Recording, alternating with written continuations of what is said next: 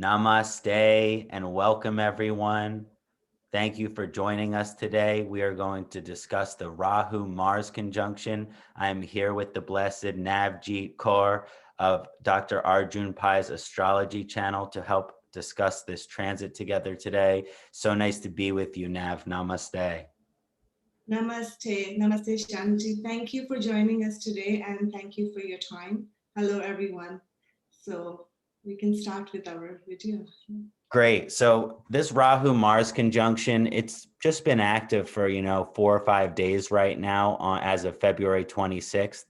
And this is a transit which is going to last into the middle of April. And we're already dealing with difficult Rahu Ketu energy because Rahu is in its exalted position of Taurus and Ketu is in its exalted position of Scorpio. And so the fact that Mars is now joining Rahu in Taurus is actually considered quite a difficult transit. And on top of that, until Mars actually passes Rahu, we're still in a Kalasarpa yoga period. Although the moon has kind of moved past the Kalasarpa and broken the 100% Kalasarpa energy, the moon moves pretty quickly. And so we don't always include that as the planet that is able to break the Kalasarpa yoga. And so the Kalasarpa really isn't going to be broken properly until April, when Mars actually moves past Rahu. And so we're going to discuss this transit today. We're going to discuss its effects on everybody. And then we're going to also talk about which ascendants, moon, and sun positions are going to be affected most by this transit. Of course, we are going to discuss a lot of challenges and a lot of problems, but what is that point unless we're going to offer some solutions as well? So I'll be sure to offer some solutions and remedies. And so I'm going to start with a quick chant to Rahu. And I did release a video of remedial chanting for Rahu as far as Kalasarpa yoga and this upcoming transit. But if you didn't get a chance to see that, we'll start today with a quick chant in honor of Rahu to help appease this transit for the Kalasarpa yoga and the Rahu-Mars conjunction.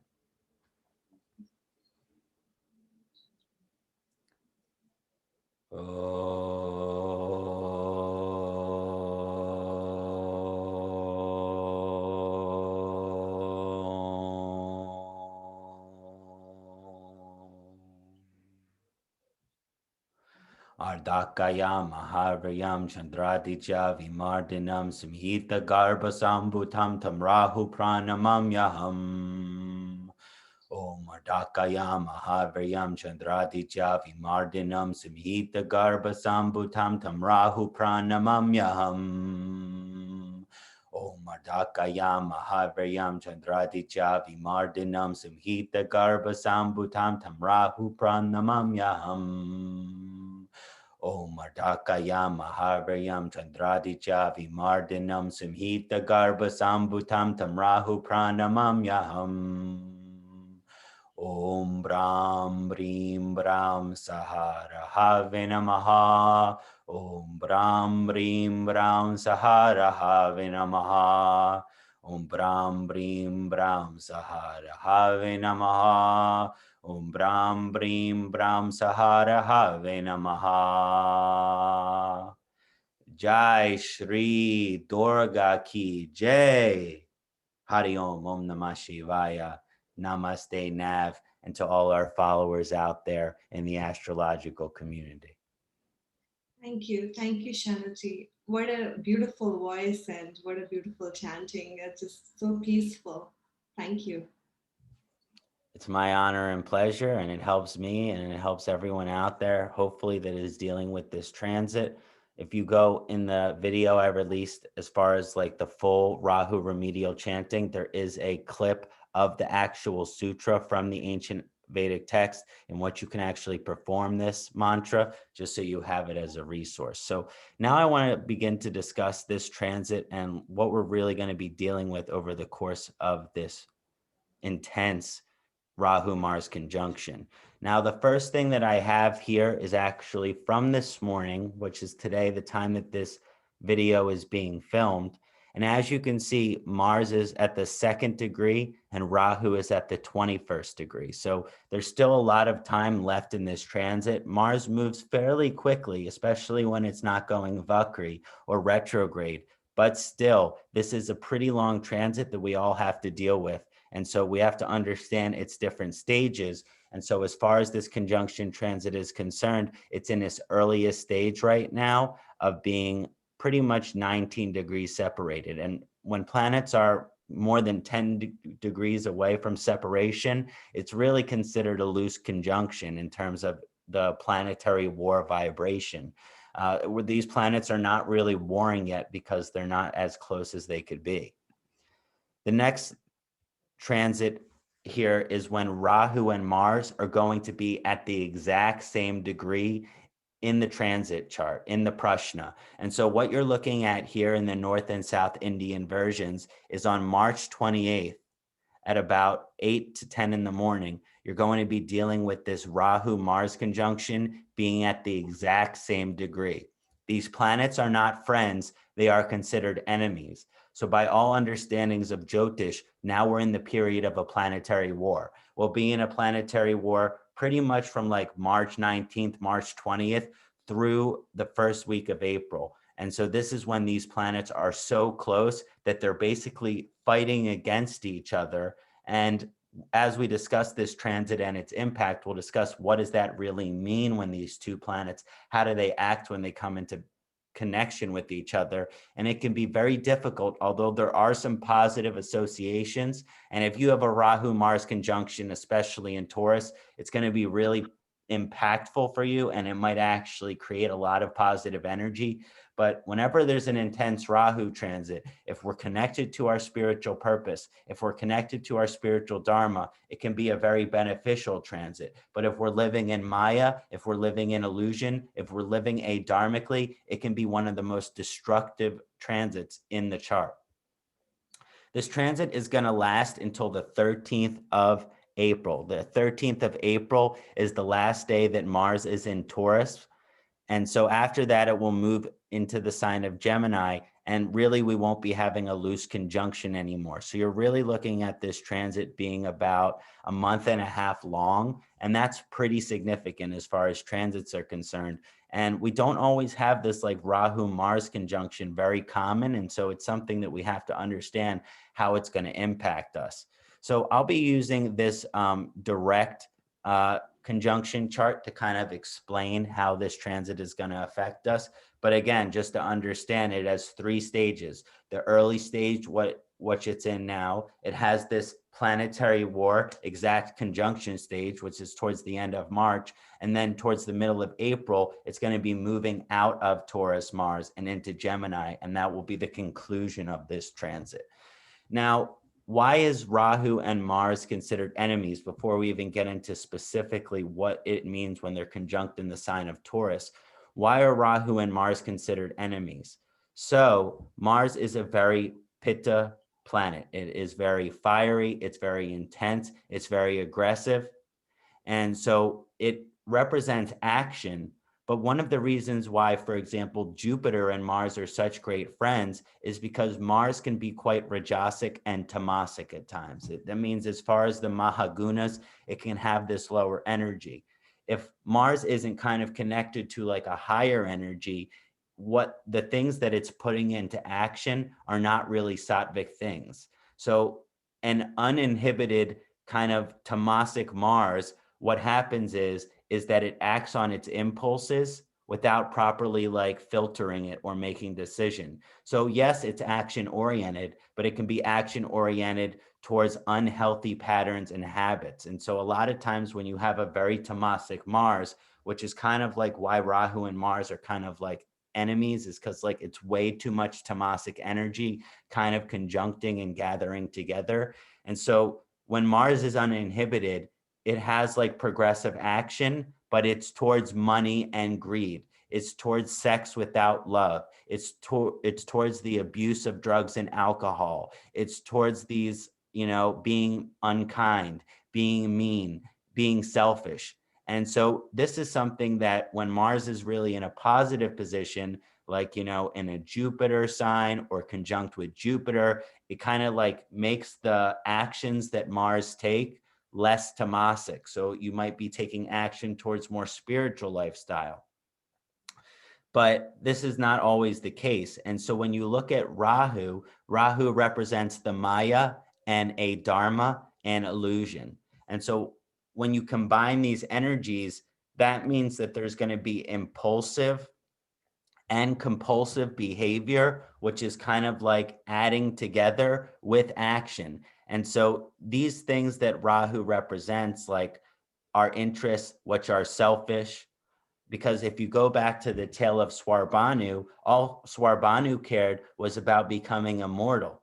You know, it was very selfish. He impersonated himself as the gods. And so one of the really difficult aspects of this transit is that Rahu Mars conjunction will encourage each native in their chart, no matter what your positions are in your chart, to put yourself first. And actually, one of the greatest descriptions of Mars that I believe kind of points at the better energy of Mars is that planet in the chart which bears welfare and support to the rest of humanity. And Mars is also called Bhumayaha, which means the son of the earth. So it not only cares about taking care of its fellow brothers and sisters and animals on this planet, but it actually is concerned with the earth. And this is something that I was just talking with Nav about. You know, if you're living in a wintry condition right now, you're dealing with all these extreme shifts in weather and temperature and all of these things. And so on one side of it, you have people that are selfish and not really concerned with other human beings, with animals, with the earth. But the higher side of Rahu is kind of this mystical identification or this mystical experience of life. And we have to understand that Rahu is currently in its exalted position. So on one side of it, if we're not kind of doing chanting, doing prayers, doing pranayama, leading an Ayurvedic lifestyle, doing yoga, if we're not doing those things, then that's kind of the darker side of Rahu, or the more negative side of Rahu, which kind of puts materiality and the selfish, greedy gain of material things first. Now, on the positive side of it, because Rahu is exalted, if you do have a really powerful spiritual sadhana, if you do have a really powerful spiritual practice, you're going to be able to use this transit to experience a mystical expression of life. That means you'll be able to experience God almost anywhere. So again, it has this possibility of being a great blessing and being a great curse. And you really have to look at your natal chart as well as your individual spiritual practices to see if you're aligning to the positive energy of this vibration, of this conjunction, or not. One of the things about Rahu and Mars is that Mars has to do with kind of doing what you want and doing what you think you need to do. There's always this like progressive one step forward, then another step forward, then another step forward, and not really looking back or taking steps back when it concerns to the positive manifestation of Mars. But Rahu can represent laziness. Rahu can represent indecision. Rahu can represent there are so many possibilities of things that we could be doing that we get overwhelmed by them and we don't end up doing any of them. This will cause, with the Rahu-Mars conjunction, a horrible impact on the individual, which means if you are procrastinating, if you are being lazy, if you aren't, taking these necessary steps forward in your life, physically, mentally, and spiritually, then there can be some severe negative consequences. And so they say that idle hands are the devil's playground, which means on the other side of it, busy is good, and it's very good to be staying busy. And with this conjunction, I believe idle hands are the devil's playground to actually be enigmatic of this transit. If people are staying busy during this period, doing positive things, and if you have some of the significations for which charts are going to be impacted by this, if you have those things we're going to discuss in your charts, then it kind of shows that you're able to kind of cope with this transit. You're able to kind of align with vibrations of this conjunction. But if not, there will be kind of falling into old patterns, falling into destructive behavior. Because again, Rahu is associated with Vata dosha. It's a very windy planet. And one of the things that that means is on our physical body, if we allow Rahu to affect us negatively, it's going to have a catabolic medical effect. Catabolic means that your body will start to suffer. It will start to eat itself away. And so possibly if you are too lazy during this period and not progressing yourself throughout your lifetime, you can have autoimmune disorders. You can lose weight. You can have a lack of appetite. You can actually, if you are vulnerable to mental illness in your chart, this is not a good transit for you, because Rahu and Mars means, okay, before taking an action, and it varies chart to chart, but before taking an action, I'd like to think that the majority of individuals are able to kind of reflect before that action is taken. Because of the Rahu-Mars conjunction, the individual is now more likely to reflect after the action is taken. That means that we're all way more likely to do something that is wrong or hurtful. And then the higher energy of this vibration, if you do something wrong compulsively out of desire during this period that's hurtful, the person is likely, if they're spiritual, to apologize about that afterwards. But again, doing something wrong and apologizing afterwards is way more tamasic than not doing that wrong thing in the first place. So again, just to have an awareness of that, if you can kind of bring some intellectual, empathic, sympathetic energy into your decision-making process, you can reduce a lot of the negative effects of this period. So that means that before we take action, maybe we should ask ourselves, how selfish is this action? Could I be hurting anyone as a result of this action? Because of this alignment, there's definitely a possibility that we could be hurting other people. Now, another thing that I want to mention about the Rahu-Mars conjunction is that it represents being radical. Okay? Both of these planets are extreme. Rahu is extreme and Mars is extreme. And so when you get these planets together, you can have a lot of extremism. Apply this to the various areas of your life. What part of your chart is this Rahu-Mars conjunction happening? If it's happening in your Lagna, that means that you could be being extreme in terms of your ego, in terms of how you treat your body. If it's hitting the second bhava, that means you might be extreme in terms of your diet, in terms of your family. This might mean that, you know, Rahu Mars in the second house, you could be very much predisposed to eating lots of meat and eating lots of processed foods and overeating in general, because we know Rahu is a head which has no body. So that appetite is never satisfied. You know, if Rahu and Mars is in the third house, one of the things that's interesting about these like Upachaya houses and the Drakana houses, 3, 6, 8, and 12, it's actually considered that Rahu does pretty well in these houses. So when you're having this Rahu Mars kind of hitting the third house, you're going to be radical, but this is an Upachaya house, self-improvement, communication, and expression. So on one side of it, you're kind of cursing a lot and you're not able to kind of restrain your kind of communication with others, but it is Upachaya, self-improvement. So there will be some evolutionary energy in terms of the throat chakra here, which is improving the way that you speak. If Rahu and Mars is hitting the fourth house, you may be traveling. Traveling during this time period is actually quite dangerous, right?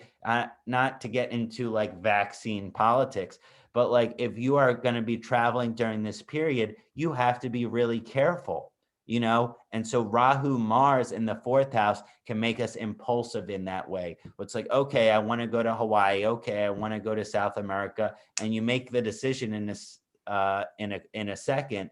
And the question is, how is your health going to suffer? So really kind of like meditate on these vibrations. If Rahu and Mars is in the fifth house, we might be having trouble with our children. We might be having blocks in education. There could be a radical kind of experience in the fifth house which means as far as our parenting style, we also might struggle in terms of being radical. In the 6th house, again, now we're getting into one of the better positions of this Rahu Mars transit. This is the house of service. Is there anything that is more positive for us to be radical about than being of service? I don't think so. Let's be radical. Let's all kind of like connect with that 6th house energy and try to be radical about service. But the 6th house is also the house of enemies. And with Rahu and Mars transiting that 6th house, the difficulty of this transit could actually mean that Rahu represents confusion and deception. And so the people that you think are your friends, and again, Mars can represent men. So whether you're a man or woman, you could be looking at your male friends if this is hitting your chart. Are they deceptive? Do they have ulterior motives? Men a lot of the times have ulterior motives, especially when they're dealing with women.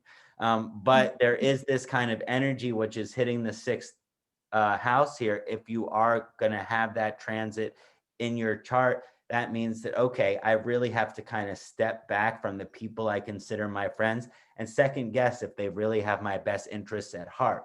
This is a very difficult transit for those of you who have it hitting your 7th house. The Rahu Mars hitting the 7th house here is going to be very difficult in terms of marriage, in terms of relationships, because it's going to be radical. That means that your partner is going to be the most extreme version of themselves.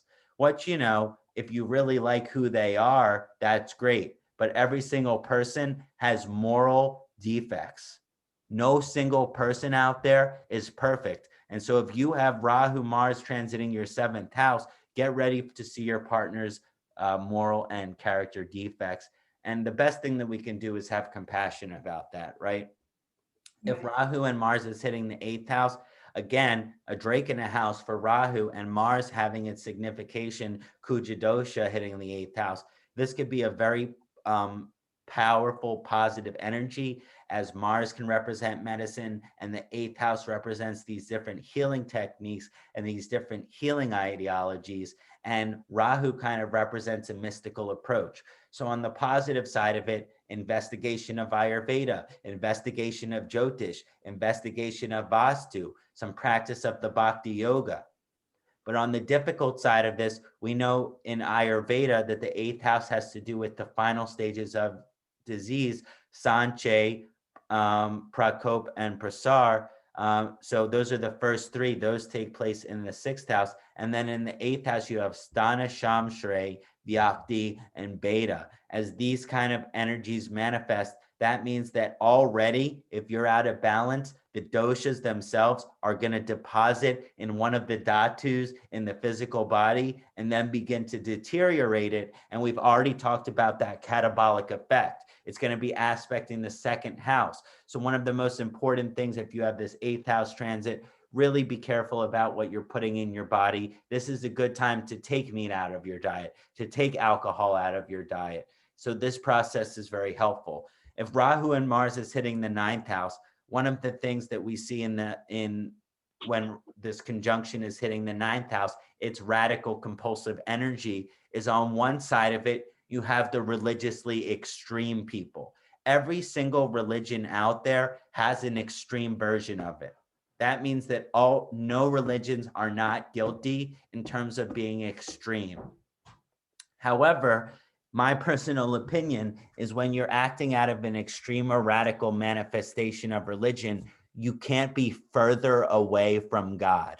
There is nothing further away than saying my religion is right and your religion is wrong, because my loving God created us all equally. My loving God created us all with this kind of spiritual path in life, and no single spiritual path is better or worse than another. I hope some of you agree with me out there. But when we have a radical Rahu Mars energy, this has this energy of my religion is right and all the other religions are wrong. And I actually hate the person. This is, if you have Rahu Mars, you're vulnerable to this radical energy. You might hate people that believe in a different religion than you. So again, stay watchful of that. And on the other side of that Rahu Mars energy, it can be a radical atheist. That means that everyone who believes or tries to have faith in God, this person fights against them. They are a radical atheist. You can't prove that God is real. Science can't prove that God is real. So I'm going to radically believe in science. Now, again, science, believe it or not, is actually theoretical as well. It's, you're actually just trying to understand something based on a theoretical belief system and a theoretical science approach. So again, either side of these spectrums, if Rahu and Mars is hitting your 9th house, let us not be radical in our approach to religion. If Rahu and Mars is hitting the 10th house, this actually, because of the exalted Rahu energy in the 10th house, this can be a very beneficial time for the career of the individual. But because of Mars, at what cost is your career growing? Because we talked about a preclusion here to selfish behavior. So am I going to be selfish and hurt other people just for the gains of my career, just for the gains of my finances? I think of people like Jeff Bezos, the CEO of Amazon, making billions and billions of dollars while his workers in these warehouses are starving and not even able to pay for food every night. So again, let us not be greedy in this process. If Rahu Mars is hitting your 2nd house, 6th house, 10th house, all of the Artabhava houses, let us try to be more balanced and go to that higher energy of Mars, which bears welfare and support to the humanity, and the higher side of Rahu, which is kind of able to use mysticism and spirituality to help facilitate our growth. If Rahu and Mars is in the 11th house, this is the house of Kama, which is our desires and dreams. We talked about the tamasic effect of this aspect of your chart, wherever Rahu and Mars is hitting. So that means your dreams might actually become a little more tamasic, and you want to be watchful of that. You want to be careful of that. That means that when it comes to our desires, how selfish are they is really the question we should be asking ourselves. And again, this is the house of friendship and the house of allies. Now, male allies can definitely show up when this energy is hitting the 11th house. But given that Rahu is there, you really have to question whether these people are your true allies. And again, sometimes when Rahu is transiting or hitting our 11th house, friends, they really come and go because they're kind of unpredictable or unstable, because that's the nature of Rahu sometimes. And so that might mean that you might be making some great friends over this period, but you don't want to get too attached to them, because some aspects of this transit might suggest that they're not here to stay, that you're kind of past are kind of meeting because you're at the same spiritual frequency right now, but that might not last forever. And then the last house, the 12th house, if Rahu and Mars is hitting this 12th house, that's going to be the Moksha Bhava. Now, one of the most common misperceptions of the 12th house is that enlightenment or moksha is an easy road. In all of the charts that I've read for people, when Rahu Mars is hitting that 12th house, it's extremely difficult because you have to let go of things that you didn't want to let go of. Also, Rahu represents Maya and a Dharma sometimes, and it is exalted. So it does, as Dr. Lad used to say, as soon as we realize that we're confused, we're not confused anymore. And so that's kind of this energy of the 12th house, which is okay, I thought enlightenment looked like this. I thought spirituality looked like this. Now I understand that it doesn't. One of the things about Rahu and Mars hitting your 12th house, or just Rahu hitting your 12th house in general, a lot of times when we think of enlightenment, we think of this blissful, euphoric experience. But Rahu and Mars is going to ground you in that material plane, and you might realize that actually is escaping enlightenment. In other words, why would the universe give us these physical bodies if the purpose of them was trying to escape? It's not. The purpose of life is to be as grounded in your physical body as possible, so you can help other people, so you can make this world a better place. If you're just going to be sitting under a tree somewhere trying to get enlightenment, who are you helping? No one but yourself. So there is this selfish aspect. Is my spiritual practice selfish, or is it helping and serving others? And I think that's something we can understand about this transit. Wonderful. Now, just to talk a little bit, since we covered all the different houses, you can see based on your ascendancy which house Rahu and Mars is going to be hitting. So if you're an Aries ascendant, it's going to be hitting the second house. If you're a Taurus ascendant, it's going to be hitting the first house. So we have to understand based on our ascendancy what it's going to be hitting. Now, one of the last points I want to make is, okay, so now we know how this transit is going to be affecting everyone, but in certain people's charts, it's going to be affecting them more than others. So obviously, if you're a Taurus Lagna or ascendant, Rahu Mars is going to be hitting your house directly, your first house. And so that's going to be really, really intense. Also, if you're a Scorpio ascendant, that means that the Rahu Mars is going to be hitting your seventh house, and both planets are going to be aspecting your ascendancy. And again, you're having that effect on already your exalted K2. This might mean that all of the things which you are attached to in life, you might have to let them go, or they might let go of them naturally. And actually, Scorpio is a vibration which really likes to understand the meaning of things. And so there is this positive energy, which is like, okay, I'm taking these actions and I'm really trying to understand the meaning of those actions. But again, it can challenge us in terms of being compulsive, in terms of being impulsive, and in terms of being radical, especially as the Scorpio ascendancy. Also, those planet which rules, that the signs which Mars rules, other than Scorpio, is Aries. And so Aries ascendancies are all going to be affected really intensely during this period.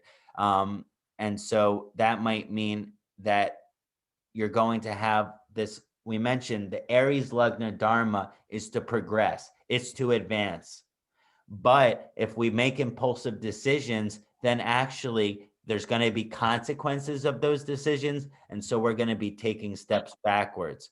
In addition to these kind of signs, Taurus, Aries, Scorpio, those are the three ascendancies that are going to be affected. And so it's not just the ascendancies. If your moon is in Aries, Taurus, or Scorpio, if your sun is in Aries, Taurus, or Scorpio, if your Mars is in Aries, Taurus, or Scorpio, if Rahu or Ketu are in Aries, Taurus, or Scorpio, this chart, this transit is going to impact you a little bit more than other people. So it's very important to understand that.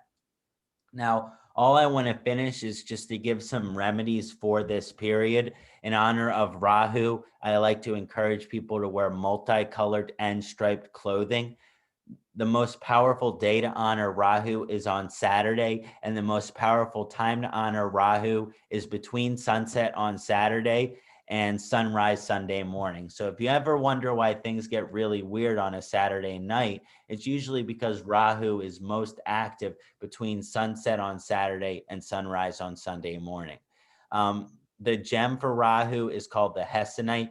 The nicest quality Hessonites come from Sri Lanka. And if you are going to get a gem of Rahu in your chart, you really have to understand your chart very well, or have gotten that recommendation from a professional Vedic astrologer. Because one of the things that I've seen in wearing a Hessonite is that it can actually have a reverse effect, because you're increasing the power of Rahu. And if Rahu is not a functional benefic in your chart, you have to be careful of that. So again, Aquarius ascendants, Rahu Taurus people, Rahu Aquarius people, there's more leeway for you to kind of use this gem, but it is something that you want to be careful about. And it should be set in a Panchadhatu setting, 5 metals. In addition to that, the mantra which is most beneficial for Rahu is going to be Durga mantra. Om Shrim Durgaye Namaha. Or Om Dream Durgaye Namaha are very good mantras. You can repeat 108 of them. I did the traditional tantric Rahu chant. But again, I'm a Rahu Aquarius ascendancy. So that means that Rahu is a functional benefic in my chart. And so I can chant to Rahu directly and then share the benefit of that chant with other people. But if Rahu is in a very malefic or difficult position in your chart, you may want to do the Durga mantra before you go into the Rahu mantra to make sure that you're getting the positive side of Rahu and that you're being protected by Durga. So a lot of times I'll recommend for my clients, I want you to do the Durga mantra and the Rahu mantra, because if you're going to do the Rahu mantra without the Durga mantra, you can be increasing the power of Rahu without reducing its malefic effect. But if you do the Durga mantra before the Rahu mantra, you're asking Durga to protect your relationship with Rahu. And then when you do the Rahu mantra, it's much more protective. Just like how when we pray to Lord Ganesh, before we pray to Lord Shiva, I commonly recommend that you pray to Lord Durga before you pray directly to Rahu, unless you really have that positive relationship with Rahu in your chart. Some other remedies during this period, just to kind of conclude everything. Rahu loves foreign and exotic experiences. That means one of the most beneficial things that you can do is to have foreign and exotic experiences. That means travel to new places, travel to foreign and exotic places, try new things, and the things which in your life that you already have an affinity for or a liking of that are kind of occult, mystical, esoteric, outside of the box, outside of the religion that you were born in, or outside of the dogma that you were born in. Your ability to kind of assimilate wisdom from other cultures and other traditions other than the one that you were born is really beneficial and remedial during this period. But again, all of these things, we don't want to do them impulsively, as this transit kind of suggests us to be vulnerable of these things. So when it comes to your traveling, let us not make a sudden decision and all of a sudden, if you're in the United States, go to New Zealand or go to Australia. Now, there are lots of travel bans here in the United States and in other countries. And so here's one of the things about this transit. I do just want to bring coronavirus into it for 1 second. We're all tired of the coronavirus. Like, I haven't met one person who's not like, I am so ready for this thing to end. But it's not over.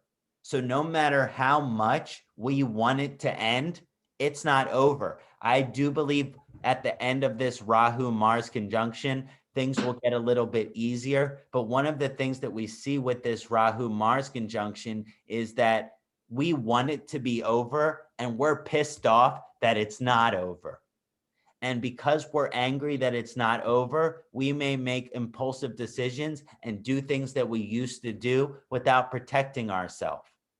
We may have a party with 50 people and none of them are wearing masks. We might travel to another place. We might go to a sporting event. Now, I'm going to a baseball game in April, but I already have my first shot complete and I'm getting my second shot next week.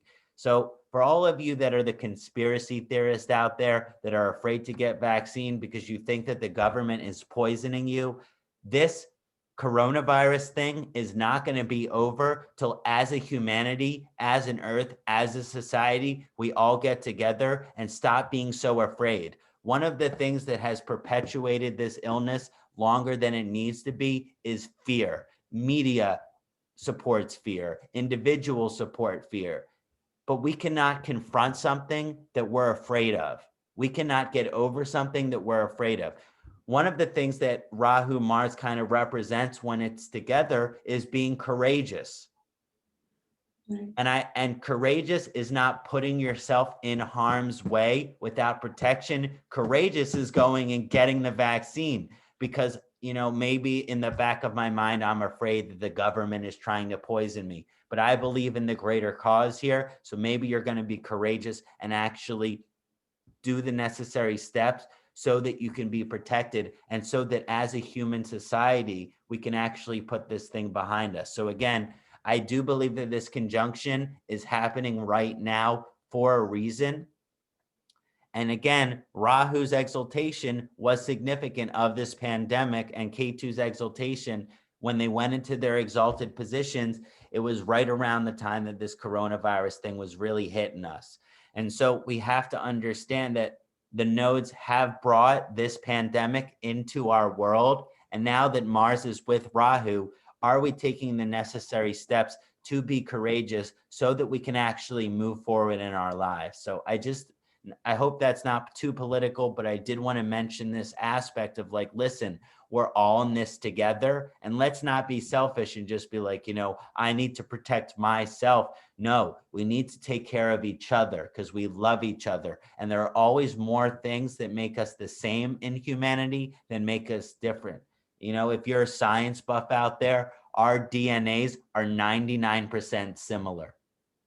And so how dare we try to be rude and unkind to each other based off of the less than 1% that our DNA is different?